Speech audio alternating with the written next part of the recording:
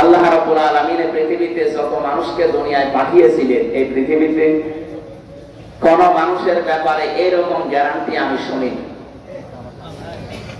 প্রায় 13টা বিষয় আমি পেয়েছি কোরআন শরীফে তার বিষয়ে। তার ভেতরে 1 নম্বরে দুনিয়ার কোন মানুষকে অনুসরণ করলে আপনার জীবনের পাপ মাফ হয়ে যাবে, আমি পাই।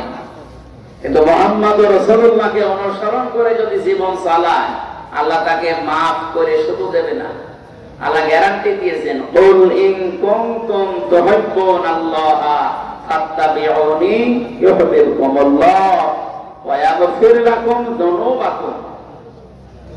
হে নবী, আপনি বলুন, তোমরা যদি আল্লাহকে ভালোবাসি এই দাবি করো, ফাত্তাবিউনি, আমি রাসূলের অনুসরণ করো। এ পর্যন্ত যদি কেউ মানতে পারে, আল্লাহ বলেন ইউহিব্বুকুমুল্লাহ, আমি আল্লাহ নিজেই তাকে ভালোবাসবো। ভালোবেসেছি এ কথা এখানে নেই। ইউহিব্বু মুজারে, বর্তমান, ভবিষ্যৎ, প্রেজেন্ট, ফিউচার। কেউ যদি রাসূলকে অনুসরণ করে, আমার আল্লাহ তাকে ভালোবাসা আরম্ভ করবে। আল্লাহ যদি কাউকে ভালোবাসে, ওয়া ইয়াগফির লাকুম যুনুবাকুম, ইয়াগফির এটাও মুজারে। জামদন না দিয়ে আল্লাহ যুনুব দিয়েছেন বহু বছর, ওর জীবনের একটা অপরাধ আল্লাহ রাখবে না, সবগুলো মাফ করে দেবে। একটা আমার মনে হয় এখানে আমরা অনেকে জন্মের পর থেকে শুনতেছি, কয়েকটা তথ্য এখানে পাবেন যেটা এখনই আমাদের শুনলে মানতে মনে চাইবে। এদিকে তাকান, আল্লাহ তাআলা বলেন, কুল ইন কুনতুম তুহিব্বুনাল্লাহা ফাত্তাবিউনি। নবী, আপনি বলেন, যদি তারা দাবি করে যে আল্লাহ তোমাকে ভালোবাসি, এ দাবি আমাদের আছে না? দল আমাদের আলাদা থাকতে পারে, আল্লাহকে আমরা ভালোবাসি, এ দাবি আমাদের সকলের আছে, এমনকি অন্য ধর্মের লোকদেরও আছে। কালকে যে হিন্দু দাদা কথা বলছিলেন, মানে প্রথমেই শুরু করলেন যে আমাদের আল্লাহ। প্রথমটা কথা শোনার পরে মনে করবেন একটা হিন্দু মানুষ আল্লাহর নাম বলে। ওদের ভেতরে এটা আছে, কিন্তু পারিবারিক কারণে, সামাজিক কারণে, ধর্মীয় কারণে ওরা মানতে পারে না। কিন্তু যে মানুষ গেলে ছাপিয়ে চলে যায়, তারা ঠিক মেনে নেয়। সবার ভেতরে এই আশা যে আমার ভগবান বলেন, গড বলেন, আল্লাহ বলেন, যাই বলেন না কেন আমরা তাকে ভালোবাসি, তাকে রাজি করতে চাই। আল্লাহ পাক বলেন, দাবি যাদের আছে, হে নবী আপনি তাদেরকে বলেন, ফাত্তাবিউনি, তারা যেন আপনার অনুসরণ করে। এবার আমার প্রশ্ন হচ্ছে, আপনি রাসূলকে অনুসরণ করবেন। এই বাংলাদেশে বহু মানুষ বলে যে আমরা নবীওয়ালা কাজ করি। কথা ভালো করে বুঝবেন, উল্টা দিকে নিয়ে যান না। আপনি যে বলেন যে আমি নবীওয়ালা কাজ করি, মুহাম্মদুর রাসূলুল্লাহ সাল্লাল্লাহু আলাইহি সাল্লামকে কি জন্মের পরে মানুষ নবী বলতো? কয় বছরে? উনি যেদিন নবুয়ত পেয়েছেন 40 বছরে, তখন মানুষ তাকে নবী, তিনি স্বীকৃতি দিয়েছেন। বাড়িতে এসে স্ত্রী মেনে নিয়েছে, বন্ধু মেনে নিয়েছে, চাচাতো ভাই মেনে নিয়েছে, কাজের লোক বাড়িতে যিনি পালিত পুত্র সে মেনে নিয়েছে। তার মানে উনি নবী হয়েছেন 40 বছরে। এর আগে ওরাকে কেউ নবী বলে ডাকতো না, বলতো আল আমিন, আস-সাদিক। আপনি যদি তাহলে নবীওয়ালা কাজ করতে চান, উনি যেদিন নবী বলে স্বীকৃতি পেলেন, ঘোষণা হয়ে গেছে, ওই দিন থেকে জীবনের শেষ দিন 63 বছর, এই 23 বছর আপনাকে মানা লাগবে, পুঙ্খানুপুঙ্খানু অনুসরণ করা লাগবে। 23 বছরের জীবন।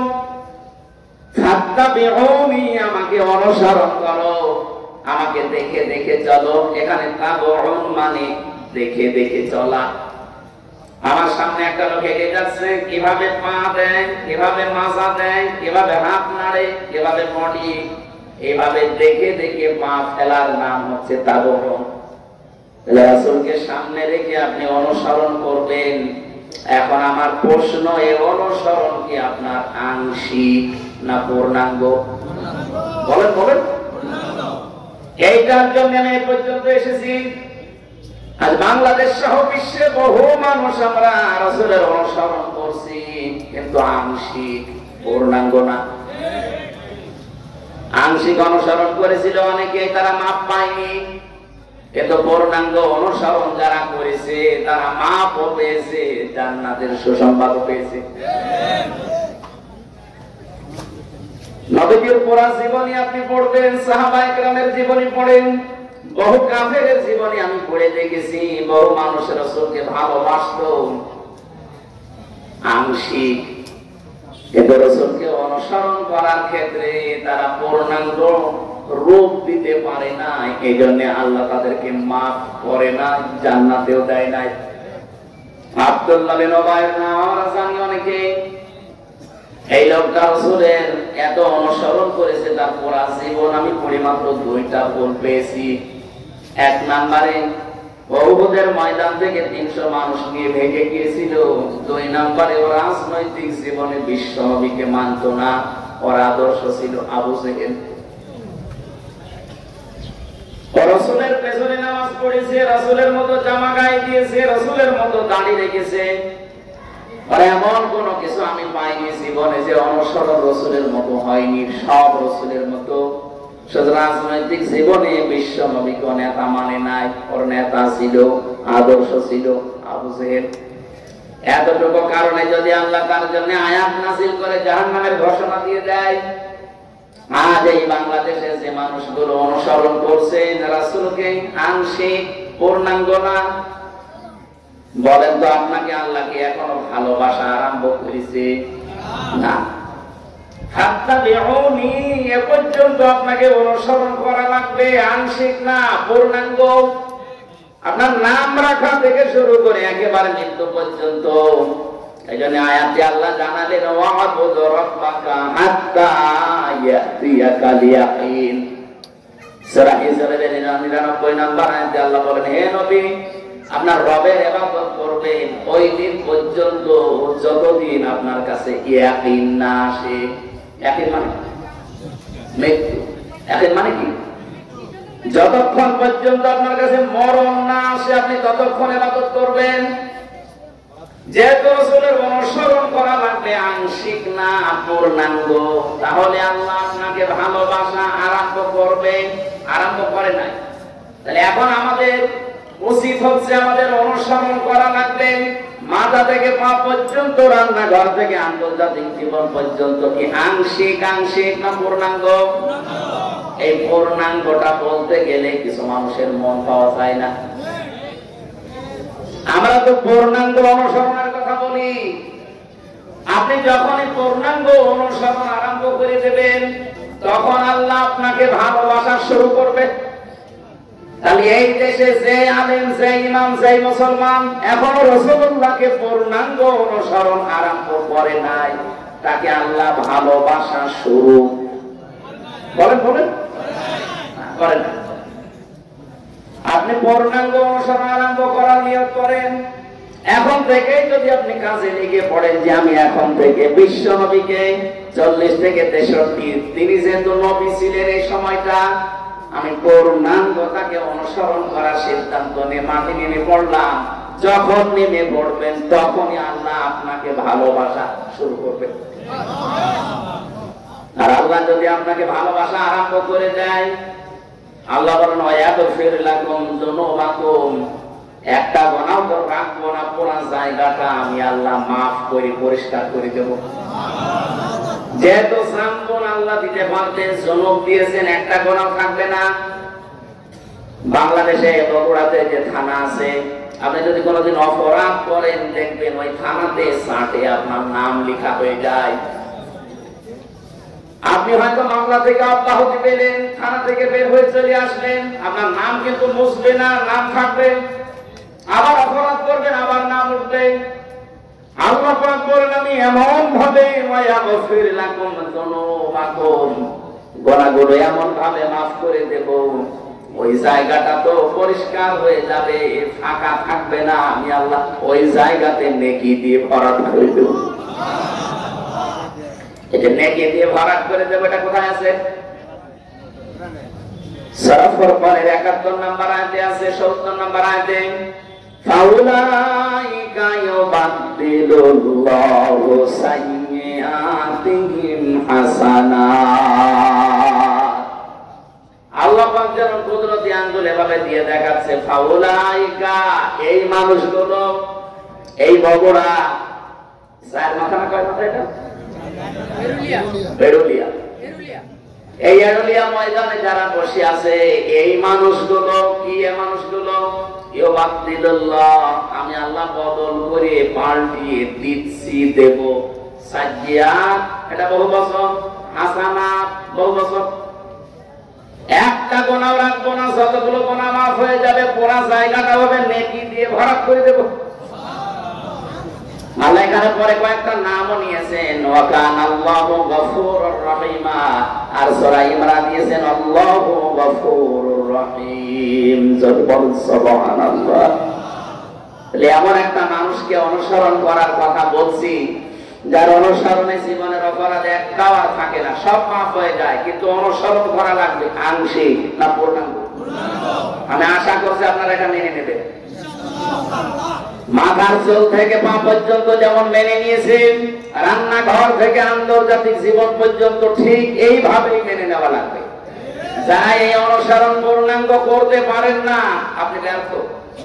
আপনাকে আল্লাহ এখনো ভালোবাসা আরম্ভ করেন। এরপরও যদি কারো কানে না লাগে এই কথা, আমার আর কিছু করার নেই, এ দায়িত্ব আল্লাহর উপরে দিয়ে দিলাম। সূরা হিজর থেকে যে আয়াতগুলো পড়লাম, আমরা শেষ নাম্বার আয়াতের ব্যাখ্যাটা কিছু সময় করতে চাচ্ছি, থাকবেন তো নাকি? হিজর মানে পাথর, হিজর মানে কি? আল্লাহ রাব্বুল আলামিন বলেন, ওয়া'বুদ, ইবাদত করো, রব্বাকা, তোমার রবের। কতদিন পর্যন্ত করবেন? হাত্তা, যতক্ষণ পর্যন্ত ইয়াতিয়াকাল ইয়াকিন, তোমার কাছে মরণ না আসে। এই আয়াত থেকে আমি কয়েকটা প্রশ্ন বের করি। আল্লাহর ইবাদত করা লাগবে যেহেতু মরণ পর্যন্ত, বলেন তো বাংলাদেশে সব জায়গা ইবাদত করার মতো পরিবেশ আছে? বলেন বলেন। হ্যাঁ, ব্যক্তিগত জীবনে আপনি হয়তো কিছু মানতে পারেন, পারিবারিক জীবনে কিছু মানতে পারেন, সামাজিক জীবনে, রাজনৈতিক জীবনে, অর্থনৈতিক জীবনে, ধর্মীয় জীবনে গিয়ে, আন্তর্জাতিক জীবনে, রাষ্ট্রীয় জীবনে আমার মনে হয় ইসলামকে পূর্ণাঙ্গ মানা সম্ভব। এটা সম্ভব হবে তখন এই ইবাদত ওইগুলো পারিবারিক জীবনে যেমন ইবাদত আছে, ব্যক্তিগত জীবনে যেমন ইবাদত আছে, আর রাজনৈতিক জীবনে, অর্থনৈতিক জীবনেও ইবাদত নেই। এখানে বহু মানুষ আমরা আছি শুধু ব্যক্তিগত আর পারিবারিক জীবনের ইবাদতটা করি। আমার যে রাজনৈতিক জীবনে ইবাদত আছে আমরা অনেকে জানি না, অর্থনৈতিক জীবনে যে ইবাদত আছে আমরা জানি না। আল্লাহ যে বললেন মরণ যতদিন না সে ইবাদত করো, যে আমরা তো ইবাদত করতে চাই কিন্তু সে পরিবেশ নেই। আপনি ইচ্ছা করলেও হালালকে হালাল জেনে মানতে পারবেন না, হারামকে হারাম জানার পরও আপনি ছেড়ে দিতে পারবেন না। আজকে কুষ্টিয়াতে ডিসি, এসপি এবং মন্ত্রণালয় থেকে একজন, শিল্প মন্ত্রণালয় থেকে একজন অফিসার এসেছিল কুষ্টিয়ার এই যে চিনির মিল, এই সুগার মিলটা চালু করার জন্য 5 বছর অকেজ হয়ে পড়ে আছে। ওখানে এতদিন যারা দায়িত্বে ছিল, দুর্নীতি এমন বেশি হয়েছে, এটা শেষ পর্যন্ত বন্ধ হয়ে গেছে।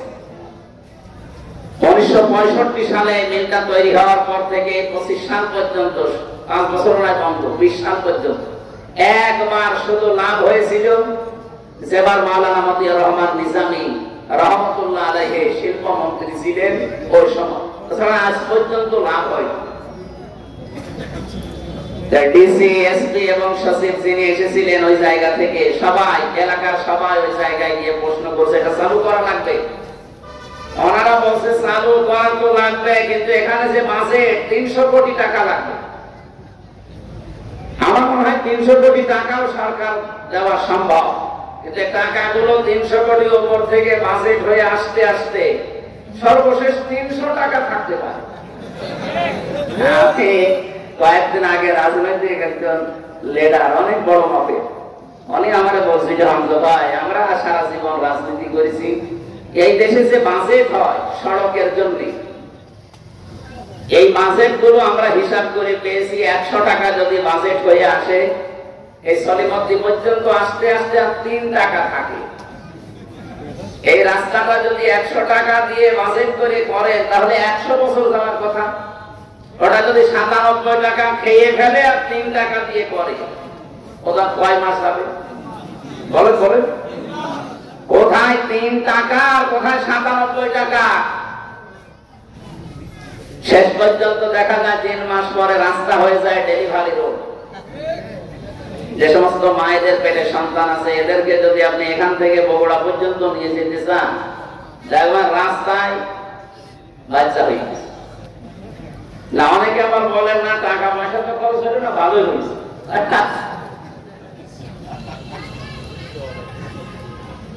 এই মেলটা চালু করার জন্য আজকে এলাকাবাসী সবাই এসে ডিসি এসপি সাহেবকে বলছিল যে আপনারা উদ্যোগ নেন। তো উদ্যোগ নিয়ে করবে কি? কারণ এই টাকাগুলো তো আসা লাগবে জায়গা পর্যন্ত।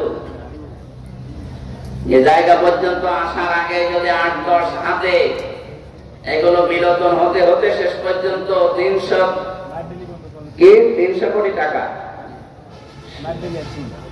সেই জায়গা থেকে যদি 3 কোটিও না বাঁচে তো ও মিল কি আমাদের আগ পর্যন্ত আর দাঁড়াবে? এই জন্য আমাদের উচিত হচ্ছে, আমি যেটা এখান থেকে বোঝাতে চাই আপনাদেরকে, ইবাদত করার মতো পরিবেশ এখানে নেই। ডিসি সাহেব প্রায় 7-8টা পয়েন্ট বলছিল যে আমি চালু করতে পারছি না, এটা শুধু আমার হাতে না, এখানে আরো অনেক ডালপালা আছে। যেন হালালকে হালাল পন্থায় এনে কাজে লাগাবেন পারছেন না, কারণ রাষ্ট্রে ইবাদত করার মতো সেই পরিস্থিতি নেই। এখানে আমাদের উচিত আমরা এমন একটা দেশ গড়তে চাই যেখানে আমরা নির্বিঘ্নে ইবাদত করতে পারি। কি কথা বলেন না কেন? আমাদেরকে যিনি বানিয়েছেন ইবাদত হবে তার, আমরা এমন ইবাদত করব যেন ইবাদতে বাধা না আসে। এদেশে ইবাদতে বাধা আসে না, বলেন আসে না? এমনকি অনেকে আমরা বাস্তবতায় বাধ্য হই নিজের কর্ম জীবনকে কলুষিত করার জন্য। এই যে প্রশাসনে যারা আছে, বিশেষ করে আগস্টের 5 তারিখের আগে ওই পুলিশ তো এখন অন্তত ওই মনোভাব নিয়ে এখন আর কাজ করছে না। এখন অনেকেই পরিবর্তন হওয়ার চেষ্টায় আছে। এই জন্য আমাদের দাবি হচ্ছে ইসলাম যদি এই দেশে ক্ষমতায় যায়, আমরা বহুবার বলেছি এটা আমরা, যেহেতু এই বিভাগটা প্রশাসন যেটা পুলিশ, এটা হযরত ওমর বানিয়েছিলেন। সুবহানাল্লাহ বলতে পারেন না? অথচ এদের নাম শুনলে মানুষ এখন ঘৃণা করে। এদের কিছু কাজ কারবারের কারণে জাতির কাছে আজেরা কালা হয়ে গেছে। আমরা ইসলাম যদি এদেশে আনতে পারি, সর্বপ্রথম কাজ হবে প্রশাসনে যারা দায়িত্বে আছে, যে যে বিভাগে কাজ করে, আপনারা 8 ঘন্টা ডিউটি করেন। শুধুমাত্র বাংলাদেশ প্রশাসনে 8 ঘন্টা, নেটের ডিউটি 24 ঘন্টা। এজন্য আমরা আশ্বাস দিতে পারি, ইসলাম যদি এসে যায় এই দেশে, আপনি 8 ঘন্টা ডিউটির পরে যেই কয় ঘন্টা ডিউটি করবেন ওভারটাইম পাবেন। বাংলাদেশে এমন কোন চাকরি আছে যে 8 ঘন্টা ডিউটি করার পরে আরো 5 ঘন্টা এমনি করা লাগে? যাই করবেন ওভারটাইম পাবেন। এই কথা বলেন না কেন? প্রশাসনকে যদি ওই নিয়মটা করে দিতাম যে 8 ঘন্টা ডিউটির পরে আরো 4 ঘন্টা যদি করেন, আপনার বেতন যদি 40,000 হয়, আরো 20,000 ওর সাথে বৃদ্ধি হবে, ও তখন ঘোষ খাওয়া বন্ধ করবে। আমি একজন ওসির নাম জানি, ওনার বেতন ওই সময় 42,000 টাকা। আমি বিশ্ববিদ্যালয়ে ছিলাম তখন, ওনাকে পড়াতাম মাঝে মাঝে। বেতন ওনার 42,000, অথচ ওনার স্ত্রী, মেয়ে আর ছেলে 3 জন ঢাকাতে ফ্ল্যাট নিয়ে যেখানে থাকে ভাড়া হচ্ছে 52,000। বাকি এই 10,000 টাকা কি ফেরেশতাও দিয়ে যায়? অবশ্যই তার এদিকে দিকে টান মারা লাগে। এখন সরকার যদি ওনাকে 8 ঘন্টা ডিউটির পরে আরো 4-5 ঘন্টা যে ডিউটি করে ওভার টাইম দিত, কি কথা বুঝতেছেন? তাহলে ওনার 42,000-এর জায়গায় আরো যদি 30,000 বাড়তো, টাকাগুলো পাচার না করলে 42,000-এর জায়গায় ওরে 30,000 বোনাস না, ওদের ওভার টাইম দেওয়া না, ওরা 50,000 টাকাও দেওয়া দিত। বললাম না 100 টাকা বাজেট হয়, 3 টাকার কাজ হয়, 97 টাকা খেয়ে থাকে। খেয়ে দাও, নিজে রাখলে তো হয়, এগুলো সব পাঠিয়ে দেয় সাহেব পাড়া আর বেগম পাড়ার জন্য। আমি নিজে সাহেব পাড়া দেখে এসেছি, থাকে না, ওরা সব তালা লাগিয়ে হোটেলে থাকে ভয়ে। কারণে বাংলাদেশের 20 লাখ বাঙালি থাকে ওখানে। যদি ওরা দেখতে পায় পিটিয়ে মেরে ফেলবে, এই জন্য চুরি চুরি করে থাকে। কি করলেন এই অবৈধ কামাই করে, নিজেও ভোগ করতে পারছেন না। এই জন্য আমার মনে হয় আগামীতে কোনো পাগল যেন এ কাজ আর না করে।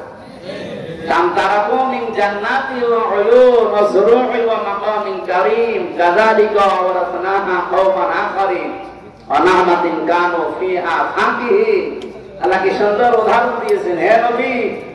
এরা কত বাগান, কত অট্টালিকা, কত সম্মানজনক বাড়ি ঘর সব ছেড়ে পালিয়েছে, সব করিয়াছে আছে। আমার মনে হয় আগস্টের 5 তারিখে আবার আর এখন নাজিল হয়েছে। আর দেখেন সারা দেশে জালেমদের বাড়ি ঘর, তাদের বাগান, তাদের অট্টালিকা, তাদের সুন্দর সুন্দর কত কিছু বানিয়েছিল, সব এখন পরিত্যক্ত হয়ে পড়ে আছে। আর ওরা সব এখন বিভিন্ন দেশে পালিয়েছে। তো পালিয়েছে, চোরের মতো থাকে। আর এমন অপমান, রেজাউল করিম নামে এক মন্ত্রী ছিল, মাছ মন্ত্রী, মৎস্য মন্ত্রী। এই লোকটা কয়েকদিন আগে একটা লাইভ পাঠিয়েছে যে আমি 7 দিন পালিয়েছিলাম আমার ঘরের ভেতরে ঢাকায়, কিন্তু আর পারলাম না। বৈষম্য বিরোধী ছাত্র আন্দোলনে যারা নেতৃত্ব দেয় এরা আমাকে খুঁজছিল, খুঁজে পেলেই তো আমার 12টা বাজাবে। এই জন্য বোরকা পরে আমি ওখান থেকে পালিয়ে শেষ পর্যন্ত বর্ডারে গিয়ে 4 ঘন্টা পাহারা দিচ্ছে। ওইদিকে ভারতের লোক, এদিকে বাংলাদেশের। কি করবো, এই কচুরি পানার ভেতরে 4 ঘন্টা আমি ওই জায়গায় ঢুকিয়েছিলাম। এরপরে রাত যত গভীর হয়, দুই দিককার মানুষ যখন আস্তে আস্তে ঘুমিয়ে পড়ে, এই ফাঁকে আমি এই বর্ডার পার। এর চাইতে আর কত অপমান করবে জালেমদের বলে।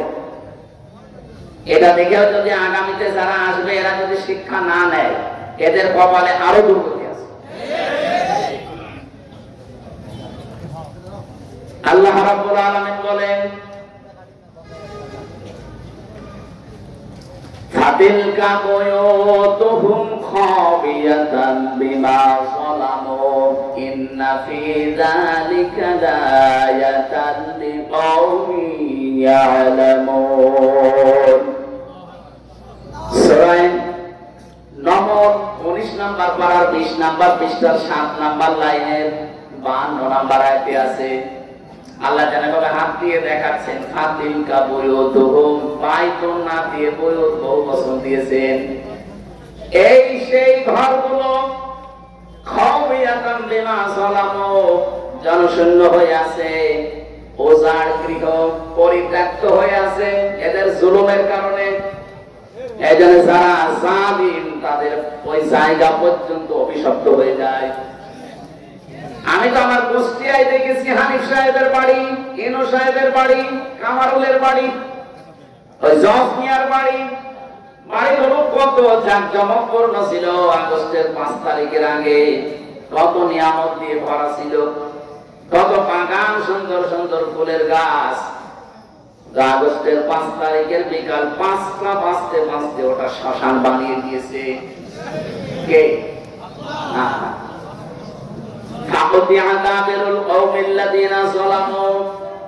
সূরা আনআম 7 নম্বর পারা 12 নম্বর পৃষ্ঠা 4 নম্বর লাইনের 45 নম্বর আয়াতের প্রথম অংশে আছে। আল্লাহ তাআলা বলেন, জালেমদের শিকড় কাটা হয়ে গেছে। কেটেছে কে?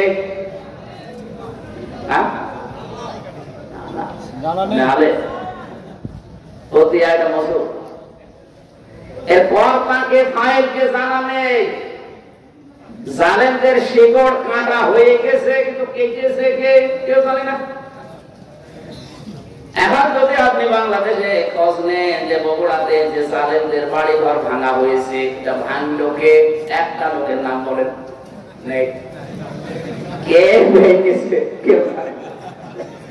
হানিফ সাহেবের বাড়ি পায়খানার প্যান্ট পর্যন্ত খুলে নিয়ে চলে গেছে, কিন্তু কে নিয়েছে কেউ জানে না।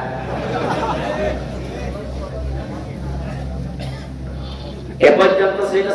আমি যদি এ পর্যন্ত আয়াত শেষ হয়ে যেত, আমি আয়াতটা পড়তাম না। এর পরেরটা আমাদের জন্য, ইন্না ফি যালিকা লায়াতান লিকাওমিন ইয়ালামুন।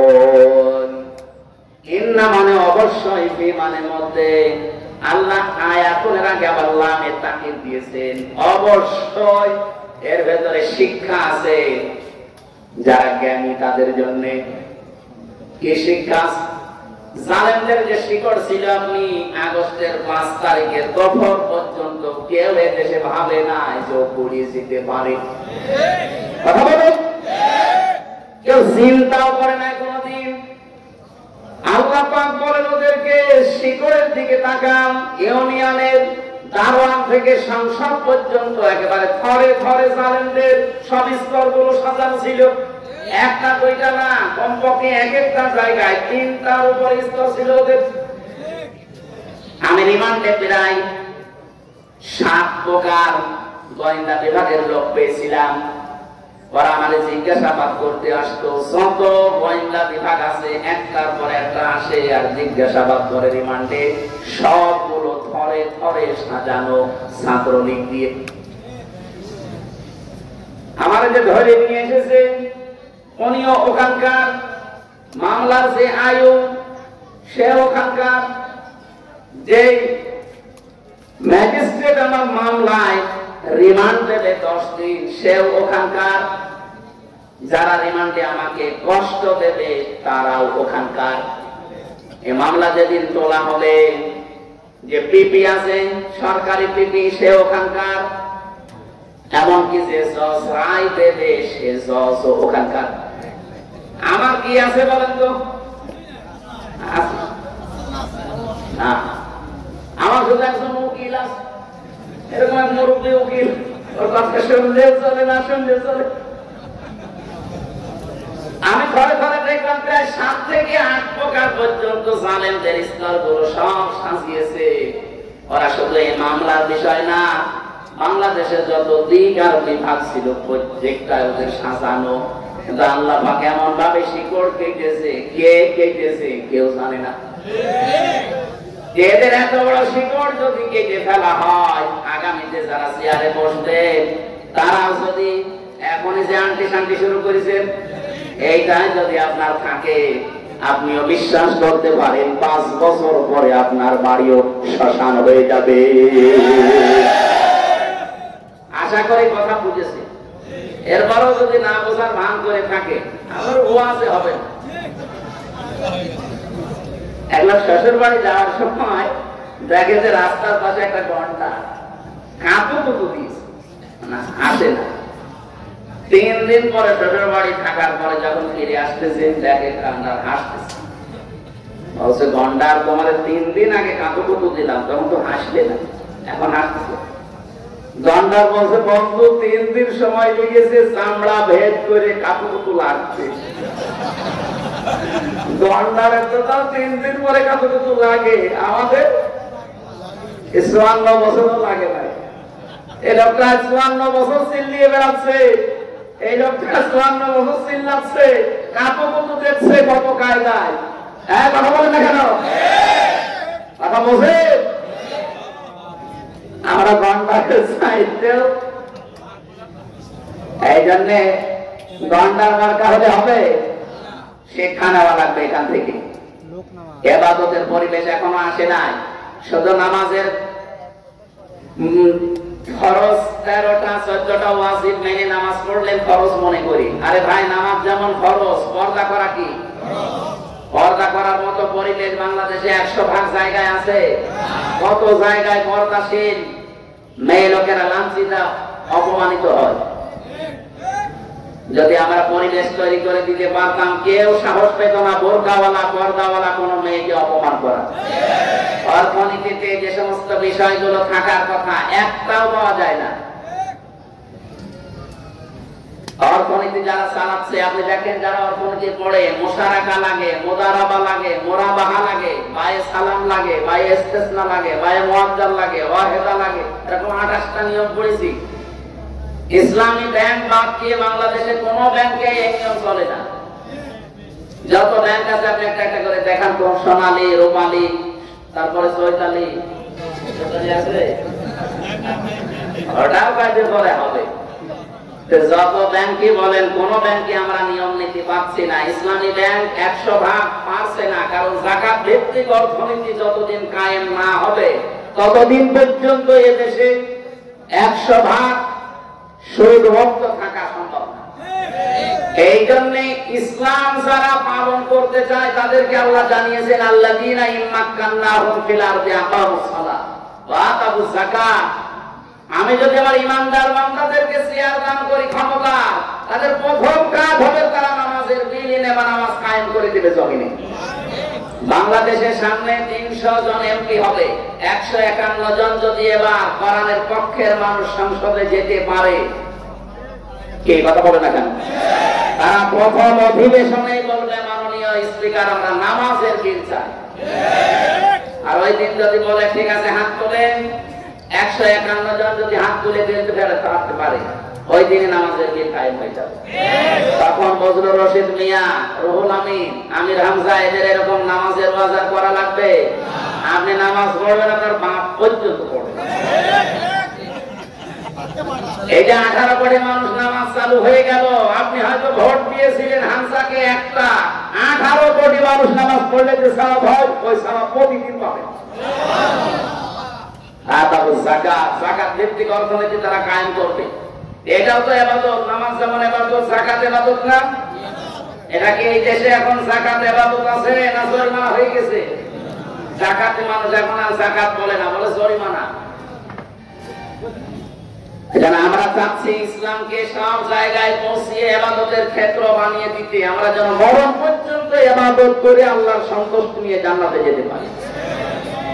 আর যদি আর এই কল্প কিছু তৈরি করেন, কদ খাসিরাল্লাযীনা কাযযাবু বিলিকাইল্লাহ, সূরা আনআমের 31 নম্বর আয়াতে আল্লাহ জানিয়েছেন অবশ্যই ক্ষতিগ্রস্ত হয়ে গেছে ওই মানুষগুলো, কাযযাবু বিলিকাইল্লাহ, আল্লাহর সাথে সাক্ষাৎ হবে এটা যারা মিথ্যা মনে করে। আর 5-7 মিনিট থাকা যাবে না? একটু কষ্ট করেন, আমি আয়াতটা শেষ করব ইনশাআল্লাহ। রব্বুল আলামিন বলেন হাত্তা ইযা জাআতুহুমুস সাআতু বাগতাতান, হঠাৎ করে যখন তাদের সামনে, এখানে সাআতুনের অর্থ দুইটা, এক নম্বরে কিয়ামত আর একটা মৃত্যু। হঠাৎ করে যখন তাদের সামনে মরণ চলে আসে, ক্বালু ইয়া হাসরাতানা আলা মা ফাররাতনা ফিহা, পেছনের দিকে তাকায় আর আফসোস করে আল্লাহ আমি কি পাঠালাম, আমি কি পাঠিয়েছি এটা। আহুম ইয়াহমিলুনা আওযারা আলা যুহুরিহিম, সবচেয়ে ভয়ঙ্কর আয়াত এই আওযার, এই শব্দটা আমি যতগুলো তাফসীর আয়াতের সাথে মিলিয়েছি মুফাসসিরিন ইকরাম জানাতে দিয়েছেন ওয়া মানে এবং হম মানে তারা, ইয়াহমিলুনা, হামালা ইয়াহমিলু মানে বহন করা। আল্লাহ এখানে জানাতে দিয়েছেন তারা বহন করছে এবং করবে। সার মানে বোঝা, আওসার এটা বহুবচন। ওই মানুষগুলো কিয়ামতের দিন বোঝা সমূহ আলা যুহুরিহিম, তাদের পিঠের উপরে বহন করে নিতে থাকবে। আল্লাহ যদি সার দিতেন আমি আয়াতটা সত্যি পড়তাম না, কিন্তু আওসার দিয়েছেন এই জায়গায় আমাদের ঝামেলা। আমার 33 বছর বয়স এখন, আমি যদি এখন মারা যাই, মনে করেন 33 বছরে 33 মন গোনা করেছি, মারা যাওয়ার পরে আমার পিঠের উপরে যদি 33 মন গোনা চাপিয়ে দেয়, আমার বিচার শেষ।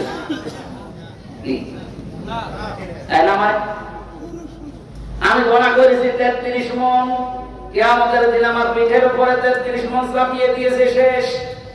মরণের পরে আল্লাহ যদি 33 মন চাপিয়ে দিত, আমার বিচার শেষ, আমি তো আর বেশি কম করছি না। কিন্তু আল্লাহ ছাড় দিয়েছেন কেন?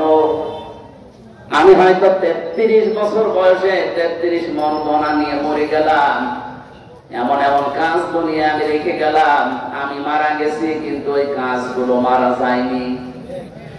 আমি এমন একটা সংগঠন বানিয়েছি, আমি মরে গেছি কিন্তু সংগঠন এখনো বেঁচে আছে।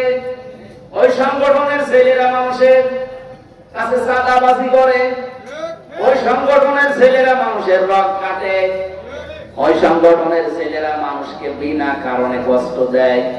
আমি তো মরে গেছি 33 মন গোনা নিয়ে, কিন্তু ওরা যা করবে ওগুলো সব ফিলান্সি লোড হয়ে আমার আমল নামায় জমা হতে থাকবে।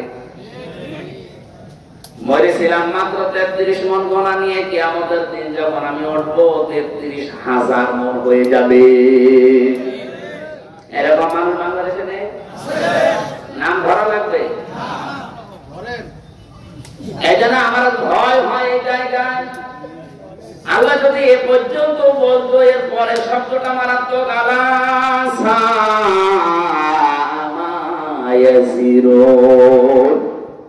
ফেরেশতারা বলবে কত নিকৃষ্ট বোঝা হামসা বসলো রব্বুল আমিন এরা বহন করে নিয়ে যাচ্ছে।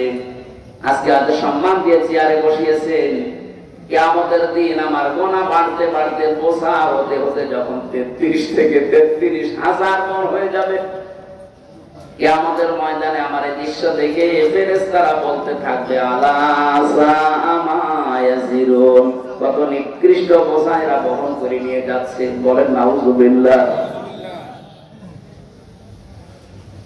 আয়াতটা পড়ার পরে সত্যি আমাদের ভয় হয়। তারপর একটা আশার বাণী পেয়েছি, বিশ্বনবী জানিয়েছেন যারা আলেম কিয়ামতের দিন আল্লাহ সবার সামনে তাদের বিচার করবে না। ময়দানে মাহশারে কঠিন অবস্থায় আল্লাহ পাক নিজে কুদরতে একটা চাদর দিয়ে মানুষটাকে ঢেকে নেবে, আড়াল করে নিয়ে জিজ্ঞাসা করবে বস্তু এই কাজগুলো করেছিলি? আল্লাহ যেহেতু সব জানে, মাথা নিচু করে জবাব দেওয়া লাগবে আল্লাহ আমি করেছি, আমারে মাফ করে দেন। তার চোখের দিকে কাততি মিনতির দিকে তাকিয়ে শেষ পর্যন্ত আল্লাহ বলবে গোপনে মাফ করে দিলাম, কাউকে বলবি না, জান্নাতে চলে যা। এইটা চাচ্ছি আমরা।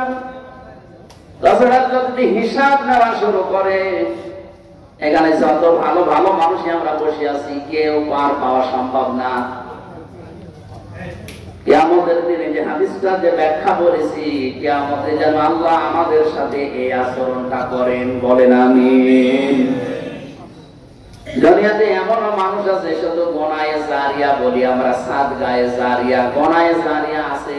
আপনি এমন এমন কাজ করে গেলেন, মরে গেছেন, কিন্তু কাজ জারি থাকবে। এমন এমন ভালো কাজে আঞ্জাম দেওয়া দরকার। মাওলানা যুক্তিবাদী আজকে যে মাদ্রাসাটা বানিয়েছে, কিয়ামত পর্যন্ত যেটা টিকে থাকে, 4 জন হাফেজ হয়েছে, এরা আরো 4 জনকে বানাবে, এরা আরো 4 জনকে বানাবে। এলেন এভাবে ছড়াতে ছড়াতে কিয়ামত পর্যন্ত চলে যাবে। অনেক হয়তো আর 20-30 বছর পরে মরে যাবে। কিয়ামত পর্যন্ত কবরের ভেতরে আমার আল্লাহ সব পাঠাতেই থাকবেন। হয়তো এই গোলাম রব্বানির বয়স খুব বেশি হলো না, 40 বছর হবে। এই 40 বছরে 40 মন নেকি নিয়ে উনি মারা গিয়েছে। কিয়ামতে যখন উঠবে আমল নামায় দেখবে 40,000 মন নেকি আল্লাহ দিয়ে দিয়েছে। ইবাদুল সাহিবুল কোরআন, সাহেবে কোরআনকে কিয়ামতের দিন আল্লাহ তাআলা বলবেন পড়ো, ইকরা ওয়ারতাকি ওয়ারাত্তিল। শুধু পড়ো বলে শেষ করেননি, নবীজি বলেন যেই পড়বে পড়ো আর উপরে উঠো। ওয়ারতাকি ওয়ারাত্তিল, উপরে উঠতে থাকো। তার তিলের সাথে পড়তে পড়তে, তার তিলের সাথে পড়া বলতে এখানে 4টা বিষয় পেয়েছি। কোরআন শরীফের ভেতরে আপনি 3টা শব্দ পাবেন কোরআন পড়ার ব্যাপারে, আরা, রাতালা আর তালাওয়া। এখানে রত্তিল শব্দটা আছে। কেউ যদি সত্যি রত্তিলের সাথে পড়তে পড়তে উপরে উঠতে চায়, দুনিয়া থেকে 4টা বিষয় তার মানা লাগবে। 1 নম্বরে তাকে শুদ্ধ করে পড়তে হবে তার তিলের সাথে। 2 নম্বরে ওটা বুঝতে হবে। 3 নম্বরে ওই বোঝা বিষয়ের উপরে নিজের জীবনে কাজ করা লাগবে। 4 নম্বরে ওটা যেন মানুষ মানতে পারে সেই পরিবেশ তৈরি করে দেওয়া লাগবে। আমরা যেহেতু ইবাদতের ক্ষেত্র তৈরি করতে চাই বাংলাদেশে, আর এটাই সবচেয়ে বেশি এগিয়ে আছে বাংলাদেশ জামাত ইসলামী, ইসলামী ছাত্র শিবির, ইসলামী ছাত্রী সংস্থা এবং অন্যান্য ইসলামী দল যতগুলো আছে, তারা চেষ্টা চালাচ্ছে এই দেশে যেন আমরা পুরা ইসলাম মানে ইবাদত যেন আমরা আল্লাহর মরণ পর্যন্ত করতে পারি, সেই পরিবেশ আমরা তৈরি করতে চাই। এই 54 বছর আমাদের কাঁধের উপরে পাড়া দিয়ে অনেকে অনেক কাজ করেছে, এবার কিন্তু সবাই বুঝে ফেলেছে। চরমনাইয়ের পীর মাওলানা মামুনুল হক এবং অন্যান্য ইসলামী যতগুলো দল বড় বড় আছে, জামাত ইসলামী বাংলাদেশের আমিরে জামাত সবাই বলছে এবার আর কাউকে আমরা সুযোগ দিতে চাই না, ইসলামের বাক্স হবে এবার একটা। জোয়ার যেভাবে এসেছে আশা করছি ইবাদতের ক্ষেত্র সারা বাংলাদেশের রান্নাঘর থেকে আন্তর্জাতিক জীবন পর্যন্ত তৈরি হয়ে যাবে ইনশাআল্লাহ। কামা কুনতা তুরাত্তিলু ফিদ দুনিয়া, যেভাবে পড়তে দুনিয়ায় ওইভাবে পড়ো। ফাইন্না মানজিলাকা ইনদা আখিরি আয়াতিন তাকরাউহা, পড়তে পড়তে যে পর্যন্ত যেতে পারবা ওই পর্যন্ত যে তোমার মনজিলে মাকসুদ হবে।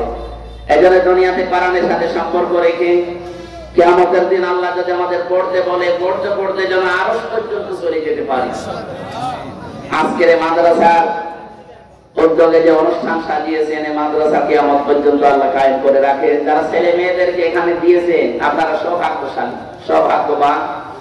এই মানুষগুলো অনেকে হয়তো স্কুলে কলেজে বিভিন্ন কিন্ডারগার্টেনে দিতে পারতেন না, মাদ্রাসায় দিয়েছেন। এলেম শিক্ষা করার পর যদি মনে করেন ছেলে দিয়ে কি হবে, কি হবে আপনি চোখ বন্ধ হওয়ার পরে টের পাবেন। ওর কপালে যা আছে অত পর্যন্ত যাবে।